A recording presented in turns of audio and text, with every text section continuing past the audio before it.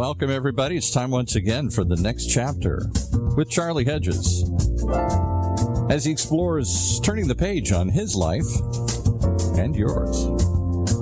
Hey, Charlie. Hey, Paul. You know, today, truthfully, this is a show I'm looking forward to, and it's yet another episode with my dear friend Terry Hershey.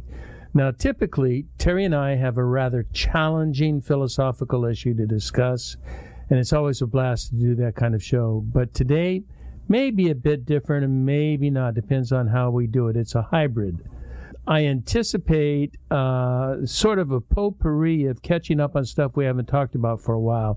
First of all, as of about 2 hours ago, baseball is back, and my son has a job, so that's always nice. And then today, this morning, am I right, Terry? Did you spend the morning watching birds? I did, indeed. Yeah, we're going to talk about that. Before we get into that, though, I do want to get a little philosophical. And I read a quote this morning by the poet David Whyte in a book that's titled Thoughts. He has me thinking deeply, and so I'll try to see if it reads out loud as well as it reads silently. And Whyte writes this: in life, we are in the difficult act of disappearing, often against our wills, in order to make way for something we cannot yet comprehend. We must disappear in order to make way for something we cannot comprehend. And then he goes on to say, perhaps the ultimate form of human generosity is that of giving ourselves away and seeking what form we are given back. So in other words, you got to lose something in order to get something new. What do you think? Does that strike you as any? This is even before we're supposed to be officially on the show. I'm supposed to be doing intro, but does that strike you as interesting? Yeah, not very easy though. Ah, good. I don't want to be easy. So I'm asking our audience, what have you lost recently in order to make room for something to receive something new? And I've got a couple questions for you, but a note that I want to say just for our listeners that are catching us early enough.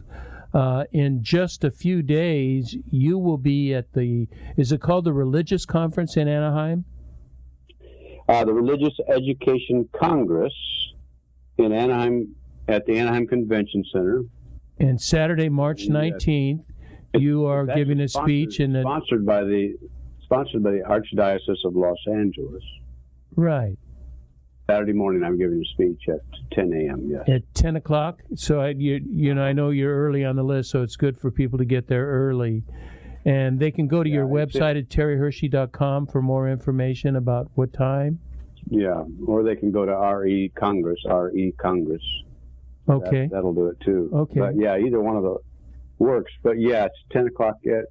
It'll be good. We'll be in the arena, so there'll be plenty of space. That's great. And you're bringing 3 brand new books, is that correct? Terry? I know, I wrote all 3. I'm bringing 3 new books because the last time we did this Congress was just 1 week before COVID. Oh, so it's been 2 full years. Yeah, exactly. Oh. So I want to tell everybody to say hi because I'll be part of your sales force, and tell them, come to me because I always cheat and give the best deals. If they don't have a couple of bucks, that's okay. That's enough. Terry can afford it. Yeah, I just got fired from the sales force. No, the other women who are there who run the sales force, they just put Charlie to the side there, and he chats and listens to people, and he's basically the pastor there at the sales force. the pastor, yeah. Yeah, that's me, the pastor. That's actually accurate. That's true. So, anything new going on that we need to know about, that we need to tell our audience? Are we talking about in the world or me personally? Because in the world, there's a lot new, yeah. Well, not that everybody doesn't know about, though, but in the world. Yeah. I get what you're... if you want... if we're just talking sports, I know that you're pretty addicted to baseball because of Austin, which is great, but It's football fans out there. Russell Wilson, who was our quarterback for 11 years, is now gone. He's going to be with Denver. No way. Yeah, way. Russell Wilson went to Denver? I thought that was the job that Aaron Rodgers was going to take. No, because Green Bay offered Aaron Rodgers a whole lot of money. Oh, that always You know what? counts. That's actually that. But speaking of segues, you're talking about what do we lose something to get something back? We live in a culture where we just fill it with money, so we don't have to lose anything. Yeah, except our integrity. Well, there is that. That's the conversation. Yeah. Yeah, because Denver has a good team. They just don't have a quarterback. I mean, Denver with a quarterback, Denver could be a winning team. It's terrible for Seattle, but it could be a great move for Russell Wilson. What about Pete Carroll? Is he staying? Yes, he is. He is staying because I had heard the rumors that he might not stay. But let's get in. We'll get into sports in a bit because I don't know if your listeners understand what a sports enthusiast you are. I am a fan. You are a fan of sport in general, and a big fan of football and baseball. Both kinds of football, meaning. Do you like European football? Of course, because then it finally came to our country, and it's a big deal here because our Seattle Sounders are one of the best soccer teams in the United States. Oh, that always helps. When there's nothing like winning to make you love a team. Or the quality of play. There's nothing like the quality of play. Well, if you understand the play, I still don't even understand what offsides is. So that tells you how much I know. Or is there offsides in soccer? There is. Isn't there? It's an interesting thing about sports. When you watch a sport, like for example, I'll watch the game cricket, and I still don't understand the game cricket, even though I watch it. Yeah, I don't think I've ever watched a game. I understand that was the way Vladimir Guerrero hit, was he liked to hit balls off the ground. Oh, no kidding. Yeah, he was known for hitting balls off the ground. Well, let's get into our subject, and then we'll get into this fun stuff later. All right. Now, ready. So I thought you would be driving, and so you would have to multitask, but you don't have to multitask. You just have to think and talk right now. Is that right? That's correct. I'm actually at my desk. Oh, are you? No kidding. So David Whyte said something like, and I'm a big fan of David Whyte. Are you? Do you like David Whyte? Yes, and he's Pacific Northwest. He lives up here. No, I do not know that. Yeah, David lives on Bainbridge Island, which is the island just north of Vashon Island, and so yeah. So you Seattle people are just, you're like a freaking cult. You just, if it's Seattle, we like it. Yeah, and but the vibe, his vibe fits up here though too, in a way. Yeah. I haven't read this book that I got this quote from Thoughts, but I've read my most recent David Whyte book was a couple years ago, was Consolations, that I liked a lot. So anyway, so Whyte says something like this: you got to get out of your own way so that fresh and expansive considerations can come to fruition. It's as if your brain and your life have limited hard drive capacity, and you must make room for what Terry Hershey might call living in the present. So if there is so much clutter and so much crap and so many things going on in your mind that you don't get out of the way, you don't get to see the present, right? You don't see it, and plus you can't receive it or embrace it.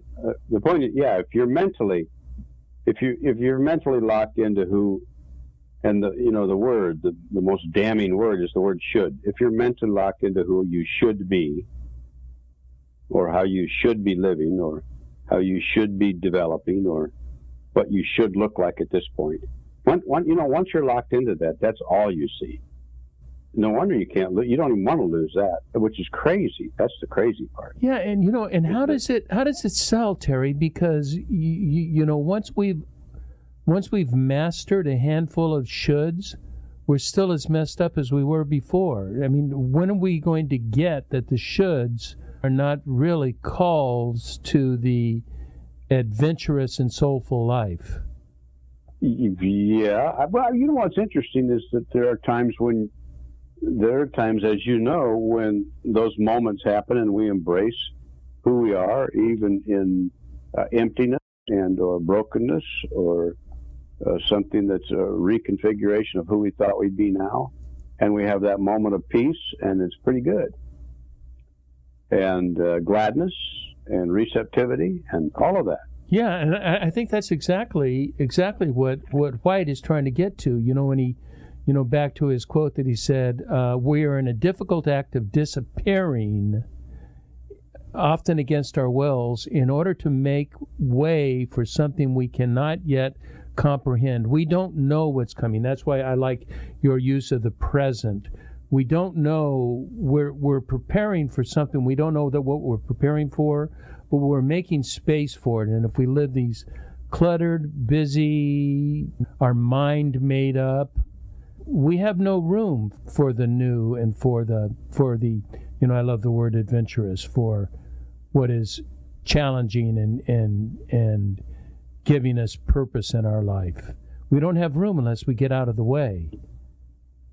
Yeah, or even the simplicity of just of not knowing in that moment of like that.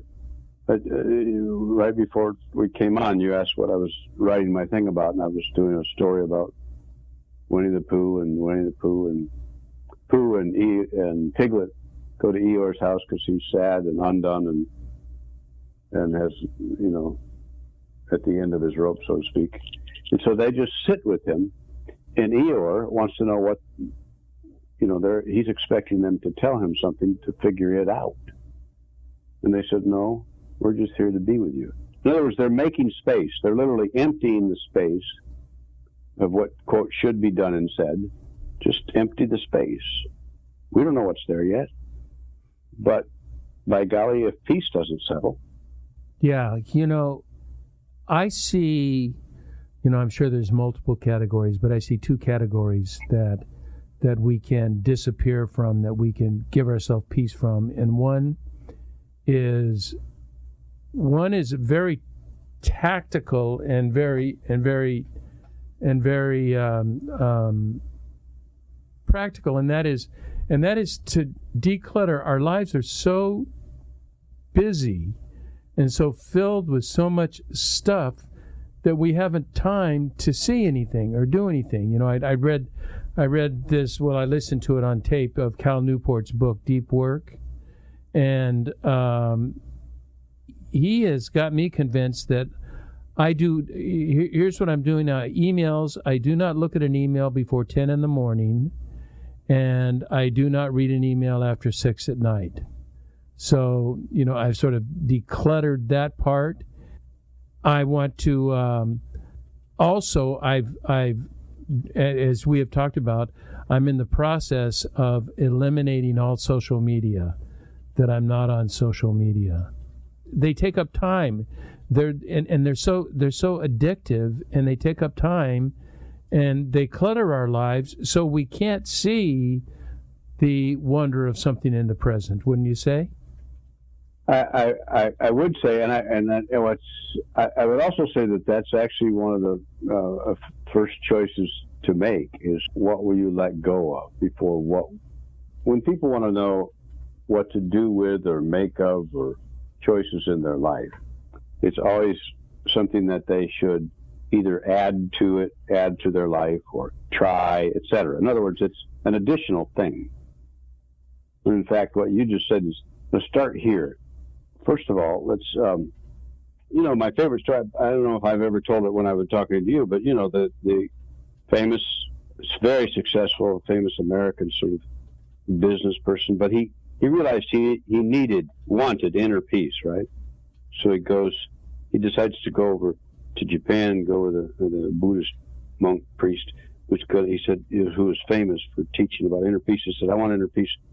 And the priest said to him, okay, but before we do that, let's just have tea. And the guy said, what the hell? I don't want tea. I'm here for inner peace. I want peace, unless there's drugs in the tea. I don't want tea. So I said, well, He said, well, I'm sorry, but we have to do tea first. I said, okay. So he starts to pour tea into the guy's cup, and the monk priest keeps pouring, and the cup fills. And now the cup is overflowing. And the guy is just, the business guy is just irate. What the hell? I came here for peace, and you don't even know how to pour tea. and the monk priest said, see, your life is just like that cup. It's already so full, there's no room for peace. Yeah. So I love that story. Peace, we're gonna have to empty it first. Yeah, that's, and it's funny. I do titles to podcast, and then I change them after we do the podcast. But the title I've given this show is "You've Got to Lose It First Before you can get it." There you go. Gotta, that's it. Yeah. You got to lose it, and your cup is full, dude.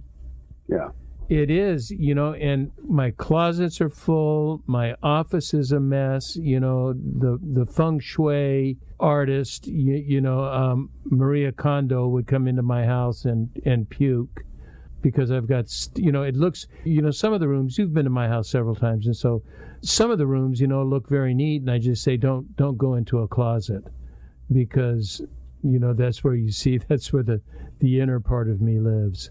But there's something more to it that I was getting at, something more mindful than there is that feng shui, declutter, simplicity. We have these psychological sort of structures in our mind that prevent us. We've got to lose those in order to get something new. Jesus, you got to lose your life to gain your life. I put down a couple, so I'll get vulnerable, and I put down a couple that I have in the last year. I can't say I've been totally successful, but I'm much better than I ever thought. And one was the need to be right. I no longer feel, I'm no longer driven by this fear of not being right. And I think it's probably more a fear of not being right than it is a need of being right. I'm not sure which one. And the other is, and it's funny, I thought this is almost ironic, that I'm doing a podcast and I'm saying the need to express my opinion in every conversation. There are times I am just valuing silence a whole lot more. Don't you think those are the kinds of things that we need to take a look at to say that we need to lose in order that we can gain whatever God or the universe has to offer us? Yeah, I mean, the point is, in other words, is what have I tied my identity to that if it's not there, I somehow feel like it affects my value? And if it really does impact me in that way, I've got to ask the question, why do I need this so much? It's just like people who have to be so angry and shout so much. Why? In other words, what is it I'm covering up with this need? And you need to be right. That's great because it helps us in our arguments, because when you argue with me, you're wrong most of the time anyway. So this actually gives me heart to know that you're okay with that. Yeah. I think, the odd thing is I think we actually agree on our president, which is really... Yeah. That's really kind of awkward. The other odd thing is when we do fight, sometimes our fighting is we're not even deciding whether what's right or wrong per se. It's just we end up saying, "Oh well." I know. Yeah, kind of who cares? Oh, well. What's going to go on? But Terry, I was thinking about you, and I was thinking about you. You are an enigma in that to your listeners, you give an appearance of being extraordinarily vulnerable and open, and that people know everything about your life, but you are probably maybe the most private person I know in life. That there are parts of you that do not go beyond Terry Hershey and perhaps Nancy. And would you not agree that that's true, that you're much more private than the public would think you are? Yeah, for two reasons. One is I'm remarkably introverted, so that's just a part of who I am. it's a part of sanity too. That a persona, you don't need your persona, public persona, to be who you are. So that is true. That's accurate. And then a lot of people feel like they need to have their persona out there for people to think they're somebody. And, that there was a time in my life when I needed that, Charlie, I know. We were there together. We were doing the same. Yeah, there was a time when I wanted to fill that teacup with the wrong stuff. Yeah. That I don't need to do anymore, which is good. But you mentioned something very surprising to me. This is, I think it has something to do with what we're talking about, but it's certainly very surprising to me, in that our public persona somehow differs from our authentic self. I just used that. I interjected that phrase. Is that true? 100% true. Is it? See, I would have never ever expected you to say that. So you've got to talk to me. No, I'm just saying we live in a world where our public persona is considered more important than our authentic internal self. Oh, you're not suggesting that's a way of living. Yeah, I'm just saying that many people, you give into that. We assume that's who we are. Do you find it getting easier not to be that way as you get older? It's a weight. You let go of a weight. A weight is gone. Now you're back to your original quote. I let go of that weight. So tell me this. Tell me what you learned, because there's one thing, and I hope I'm not getting too personal, but I'm going to do it.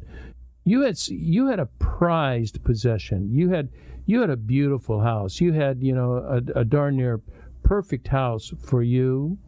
When you left that house, you had to give up a lot of shit. A lot of really cool things. Has that left any room for you to be more expansive and learn and adapt and what verb am I looking for? We'll just say learn and adapt. Has that left any room for you, or is that a big hole? Well, it hasn't affected me as I thought. I mean, there are parts of it that I miss terribly, of course. Yeah. Then you can't revisit it, so that doesn't go anywhere. But there are elements of, once the not having is there, there's something that goes on with, like, what you discover. Now you're almost back to the David Whyte thing, is that, you know what? There are moments when I'll go, this isn't bad now. Well, I mean, you have your things that you did before, but it's a whole different environment. You have your walks, you have your golf, you have a whole different kind of gardening. The point is, you have to still make the choices. To make your list at the beginning of the day, week, month, year. Tell me the choices you make that are going to nourish your spirit, your soul, and your heart. Tell me. And tell me how you honor them. Where do I find those, Terry? I mean, I have those, but I'm thinking to our people that are listening. You know what? That's a great question. But what I tell people is, first of all, let's go backwards. Tell me things that happened when you felt most nourished in your spirit, soul, or heart. And very often people will make a list of things that they answer that question, but they're unable to do them. So in other words, people will say travel. In other words, it's something they can't do. You see what I'm saying? But some people will say reading a book, walking among the trees, listening to birds, talking with a friend. And there's a whole number of things. Or your thing, I mean, you're reading the mystics. I mean, that's an answer right there. Yeah, that's a powerful answer. I'm thinking of looking up something really quickly on. Bear with me, everybody, as I look up something online that I should have had up. Okay, so I've got this new instrument that I'm using that I'm giving out to people that, as I'm back into doing a little coaching now here and there. And I'm working with Martin Seligman's Positive Psychology. And there is a instrument, it's a character strengths report. And it's called a VIA Total 24. And there are 24 character qualities that they've identified, and they have you take this self-exam, sort of a self-assessment, and it determines your character strengths. I want to tell you, Terry, my 5, 6, 7, they go by the top 5, but my 7, even 8 top qualities so nailed me that the idea of this instrument is, this is where people are feeling lack of purpose, lack of reason, lack of where do they find their joy in life. These character qualities, you live and you apply these character qualities in your daily life, you will have a damn good life. And there's 24 character qualities. It's free. I should make it available on the website so people can take it and find out. I'd love to see it. Yeah, it's really, I'm embarrassed to even give mine, but they just so fit who I am that if I apply, like for instance, I could say creativity, love of learning, and curiosity. Mm-hmm. If I'm applying those to what I'm doing during the day, I'm going to be content during that day. That is an authentic me, and that is going to bring this source, what we were talking about, where do you find contentment, that those will help me find contentment. Does that make sense? 100%. Well, yeah, you don't need to find it. You just need to receive it. I'm silent because that's really good. You need to receive it. But if you're always looking for it, it's always somewhere else. Yeah. If you're not careful, do you not run the risk of missing it? You said you've got to see it, but what if you don't even know what it is? Well, yeah, but that's the whole point of the first quote is, you run the risk of missing it all the time. Absolutely. That is good. I'm liking that. I'm liking this. I'm liking this idea of getting out of the way. And getting out of the way doesn't mean it's not a total dismissal of self. It's actually an attribution of self, and it's understanding the strengths of the self and how those interact with the environment. Correct. Okay, let's take a break, and we're going to come back and talk other stuff. You ready, Paul? I just shocked Paul. He wasn't ready. He was having a cigar.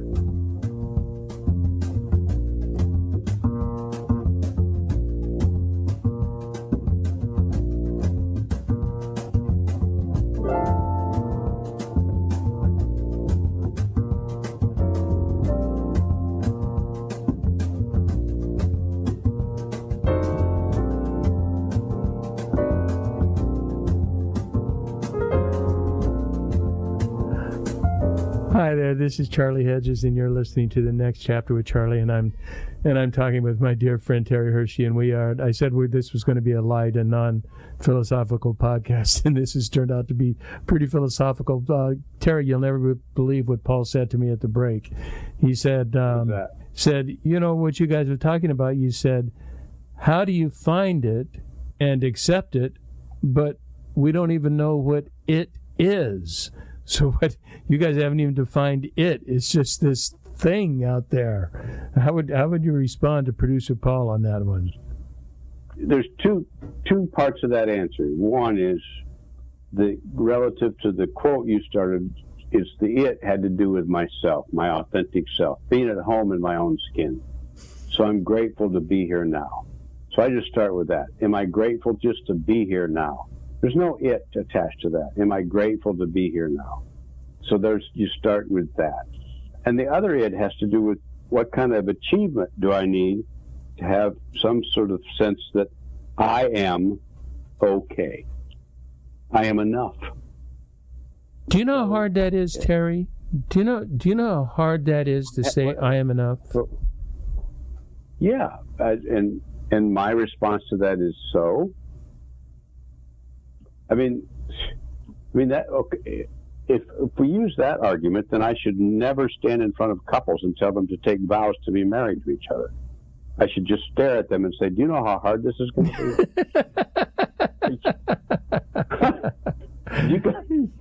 be?" you guys have any idea what a ridiculous thing you're doing? Decades and decades ago, before it was so popular for couples to live together, and they didn't live together, or at least they didn't admit it. And I used to open weddings saying, "Weddings are a time of great joy. It's the living together afterward that causes all the trouble." If you guys both died tomorrow, this would be awesome.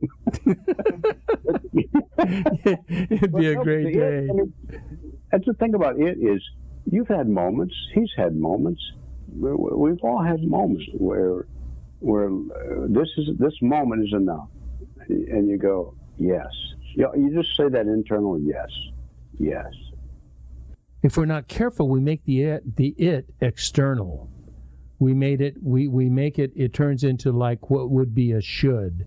We make it that we this is what we ought to pursue. This is what we ought, rather than having something that's internal and consistent with our own private, secret, divine nature. Yeah, absolutely. Okay, we've talked a lot. We talked about this one. I like this one, and I like this idea. Do you want to try to sum it up, or do you want me to try to sum it up? I think you'll do a good job. Yeah, I figured you'd cop out on me on that one, because I was trying to cop out on you, but because it's too difficult. But the idea is reducing. It's the Buddhist cup of tea, and that our cup is already so full that we need to shoot. We don't even need to drink it. We just need to throw it out and just start all over again. And accept as little as possible, and only that which matters. And I like, I will, I'm reminded, I will put this thing up on how you can get free. I think I'm pretty sure it's free, and it just gives you, it doesn't give you any deep, you can, for $40, you can buy a doggone book that explains the whole thing, but there's a free one where it just gives your top free categories, your top categories, and that in itself can be helpful. And so we'll make that alive. So let's go to, now we're just going to have, we're concluding with with a conversation that you and I would have. Typically in our conversations probably last about 3 minutes. Tell me about watching freaking birds. I do not get it. Do you actually see birds? Well, the verb to watch implies a visual, yes. So this is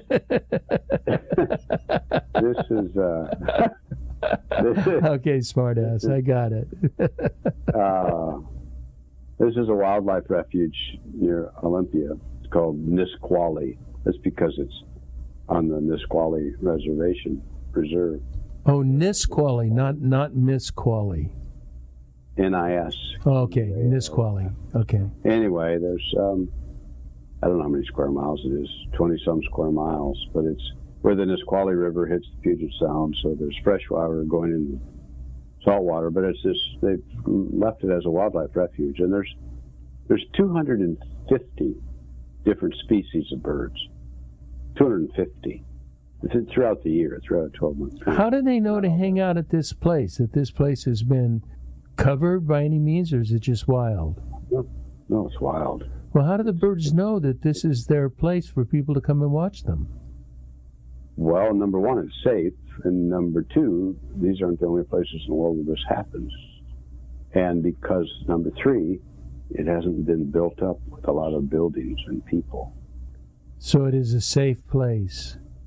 It is literally a safe place. So, what did you see today that gave you goose flesh? We saw, because there's my son and my stepdaughter, and then there's a list that you check off. We saw 29 species today, 29 different varieties today out of 250, which is pretty good. But that sounds like a lot to me. Are you using binoculars? Oh, of course, yeah. And he knows most of them, which is fun. Oh, really? He's a what do you call a bird person? A bird watcher. No, there's this aviary kind of. There's something. I want you to know when you go to this place, you're walking by people who have cameras with lenses on them that are worth a lot of money. It's a bird watching paradise, so there's no doubt about that. But a lot of bald eagles live there. So I'm still enamored with them. Really? They're just sitting there, just hanging out. Are they huge? Yeah. So how long do you spend watching birds? A minimum of 2 hours. You can spend more, but yeah. Oh my goodness. We walked from one end of the refuge to the other end and back, and it was over 4 miles. That's a pretty good walk, and you're walking faster than I would have thought in 2 hours. That's 30 minutes an hour. That means you're not stopped for a long time. You're walking quite a bit. Parts of it we had to, because we had to get somewhere. I had to do a podcast. At 3 o'clock? Mm-hmm. Yeah. Anyway, yeah, it's the thing about any refuge, any wildlife refuge, is exactly what we're talking about. What you notice is there's plenty of space. It's not full of crap. There's space. That's why there's so much life there. It's not undone with stuff and noise. It's just space. What is it about space that is so important and it's terrifying? See, my favorite place, I like deserts rather than mountains. I get claustrophobic in forests. Not necessarily, I'm not pathologically claustrophobic, but I just, I feel the trees are in the way rather than in the desert. I just like the sun and, and the openness of it and the hills in the distance. I like that. And so I really enjoy that kind of space. So I get the idea of space. I get the idea of space in a home, as we've talked about, decluttering the home. But there's also those of us who are raised in the city, and that is anathema. Space is like a scary thing, is it not? And this is the science on this is unequivocal. In the cities that have the best mental health are the cities with the most parks. Hands down, without exception. In fact, in the cities who spend time doing that, making space, that's the payoff. Manhattan would not be Manhattan without Central Park. It's just right. It's not even remotely possible. Right. As you know. Right. It's just not possible. And it was a big deal because when I went to university in London. So designing cities and space, empty space or park space, was a big deal in city design. That was fascinating to me. Is how do you design the parks in the cities before you fill it up? Boy, it all comes down, we're just, no matter what we're talking about, it just coming down to, the word clutter keeps coming to my mind, but, just filling that cup of tea, and that's even like a city. A city must have exactly empty spots. Yeah. Yes. Yeah. And you know what I noticed in Southern California? This doesn't sound to be racist or ethnicist or whatever, but you know who hangs out at the parks in Southern California? You don't. The Hispanic people. Yeah. Well, when you go, because I used to spend a lot of time in Guatemala. Right. Well, that's where you went. You went to the parks. That's where you go. Yeah, and the fun, you can see the fun everybody is having and enjoying the parks. Because there's a relational dynamic, too, which is a big deal. Yeah, and it's a whole family. Everybody can get there. You'll see 25 people around a couple of tables.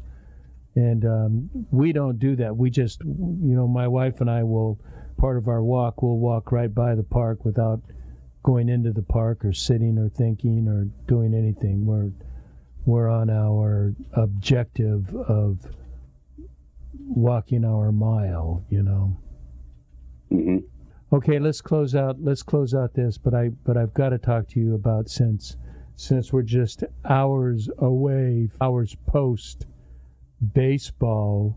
What are you thinking about all this? Are you glad baseball's playing? Are you?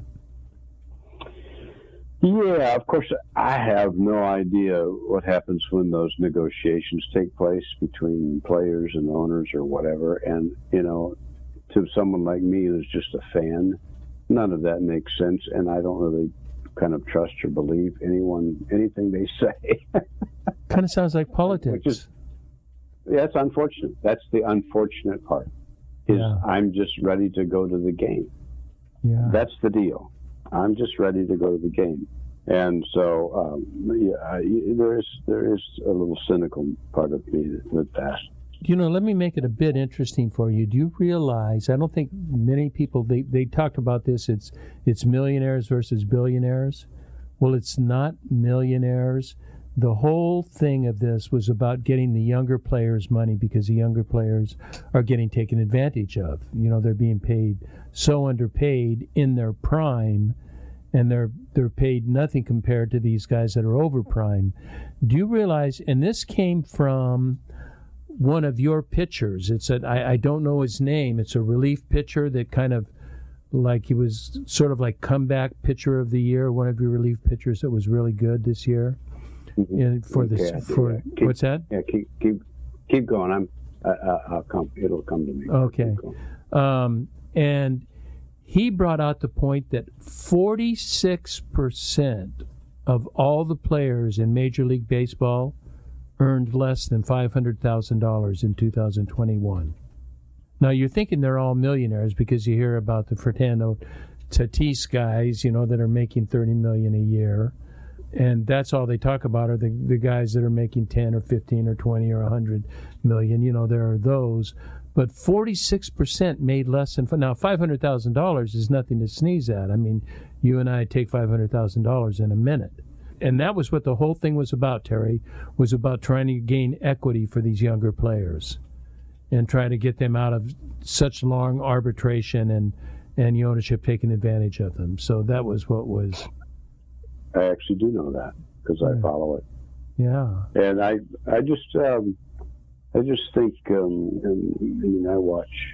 I watch worldwide sports, and sports are actually bigger in other countries than they are here. Oh, my goodness. In terms of the percentage of people that follow. Oh. And it's a remarkable thing what happens to cities when sports is able to do something that politics never can. Oh.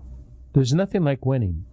There's just nothing like winning. You have a sports team that wins. That city is, look what happens to that city. Yeah, just look what Cincinnati did. Yeah, Cincinnati, a team that last time they won, nobody could tweet about it because tweeting didn't exist. Yeah, and boy, did they come up! That was incredible.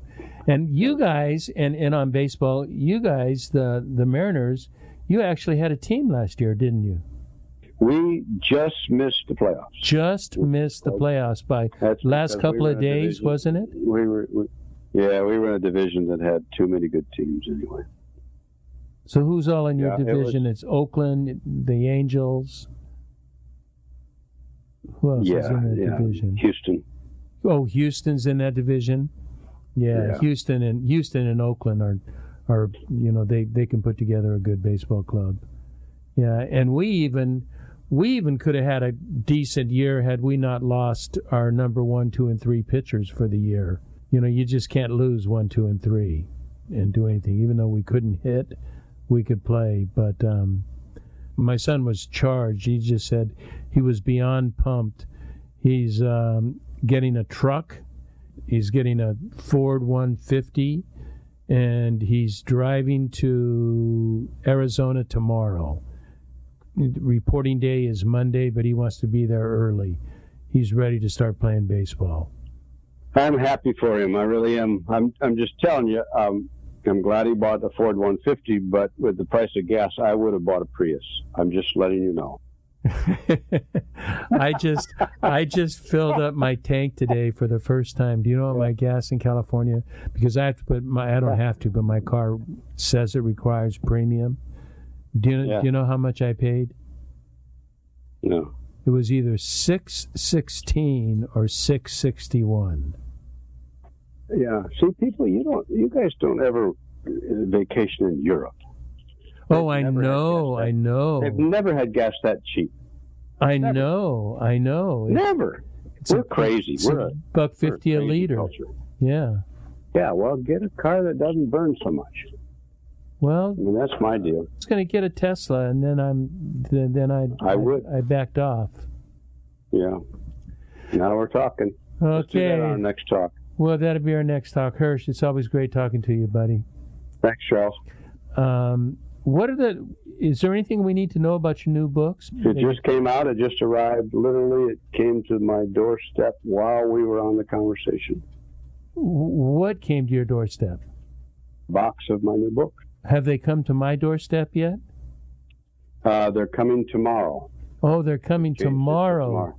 Yeah, we changed it to tomorrow because I had to give them permission to deliver even if you weren't there. But yes, it's called Stand Still, Finding Balance When the World Turns Upside Down.